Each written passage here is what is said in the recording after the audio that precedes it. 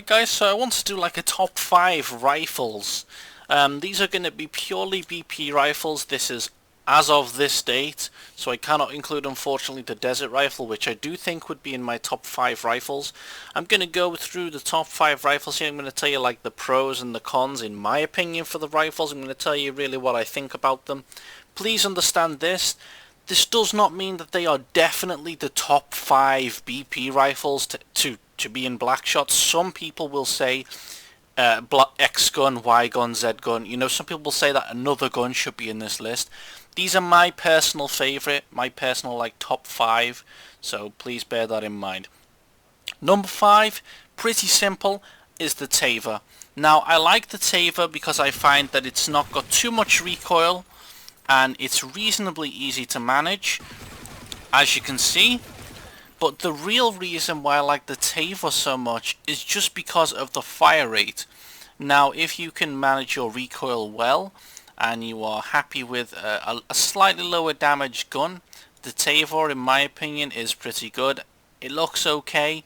The Taver Tiger, which again is the BSC version, obviously does have some better characteristics than this, but I feel like this deserves a place in the top 5 for me because it's like got a little nick in my heart type of thing.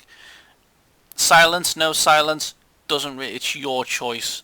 Any of these weapons, silence, no silence, your choice. That is my number 5. Okay guys, so number 4 for me is going to be the SIG 552. Now I don't see too many people using this gun. Really, I don't see anybody using this gun, but over the last 6 months I've had a few encounters with it and I've used it a couple of times.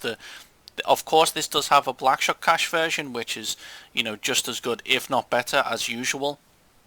But I do feel like this gun is good. The aesthetic of it is meh. I mean, it's okay. You know, it's not bad. But I just think it's a good gun. As you can see here, that is what you get when you stood up with this gun. Now bear in mind I do have Advanced Dominator when I am crouched. So it is not a bad gun. For BP, it's not bad. 30 ammo, reasonably good fire rate, and as you can see, you know, minimal to almost no real spread or recoil. I mean, look at the thing, guys. It's laser accurate almost. I think it's a very good gun for BP. I would highly recommend that people should consider testing it out and seeing what they think. You know, I think it's pretty good. Just my opinion, guys. You know how it is. Let's move on to number 3. So, number 3 on the list. Okay, simple little thing here.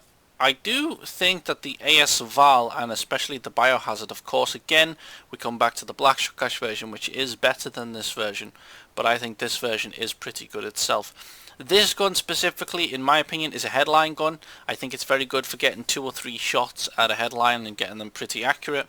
I don't think it's too good for spraying, but I mean, I will show you. See what you think yourself. Excuse me, guys.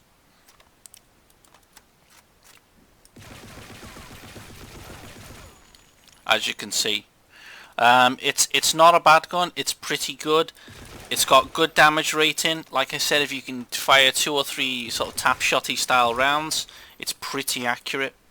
The one drawback from this gun has got to be the ammo, really. The other 2 weapons I showed you previously, they don't really have too many drawbacks in my opinion. They're fine guns.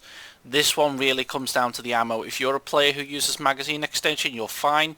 For me personally, I use double grenades, so this gun, you know, it doesn't get one of the top spots purely based on the fact that you do have reduced ammo. So you've got to manage your ammo a little bit more, you know, cautiously. Let's move on to number 2. So guys, number 2 for me has got to be the Sockum. Now the Sockum came into the game and it made a bit of a splash. It was a slow burner because people didn't use it quite as much. I see it more and more frequently. The gun is a double-edged sword. It has low ammo, high damage and high accuracy, so it is definitely a gun where each shot counts. The good thing about this gun, as you will see and as you already probably know, is that it's pretty damn accurate. As you can see. You do have to manage it and you have to tap fire, of course, but it's very accurate. So yeah. There we are. So as you can see, that is the way it is. Very good gun in my opinion. It's actually a gun that I do go to quite regular when I just feel like owning some people. You know, I'll use this or I'll use the tuning version. Now, from my knowledge, and I could be mistaken on this, please correct me if I'm wrong, I think the tuning version only has an ammo increase of 5. I don't think it has any stats increase at all. But, you know, the 5 ammo does help a little bit to get, you know, to have more chance, really. Simple as that. The only real downside to this gun, in my opinion, comes down to the tap fire. If you are not somebody who tap fires, if you are somebody who aims for the body, the lower body, stomach area, and you like to spray up into the head, this gun will be no use for you at all. If you are a headline pro, if you like to double tap, bam bam, double tap someone in the head, you like to go for those headshots a lot, this gun's fantastic. It's actually fine for body shots as well, but you have to understand that you do have to focus on the tap firing.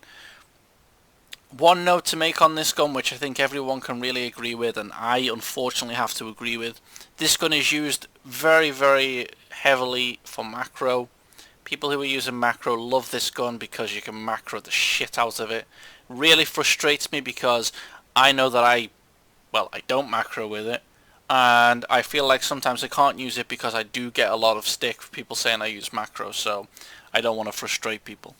That's just the way it is. Unfortunately, that's just the style of this gun. It's the same with the G36 Neon. That's another gun that I used a lot until it got a lot of shit for being a macro abuser's special gun. You know, what can you do? So, that is my number 2 spot. Now we're going to go on to number 1. Alright guys, so number 1, as you will expect, you know, really, in my opinion, it's pretty obvious. It's got to be the Bren. Now I know if I'm mistaken again, tell me please. I know in Asia this is a BSC gun, but please remember in global, or in Europe, whichever one you want to say, this one is a BP gun. It's a fantastic gun, does have recoil, does have a little bit of spread, I'll be able to show you in a second, but it's got a very good mix of damage to fire rate and accuracy. It's just an all-round good gun. It reminds me a lot of how I feel the old AK and SCAR used to be, but I do feel like those guns have been outshined now by this gun. And that is just it. I mean, you'll be able to see here.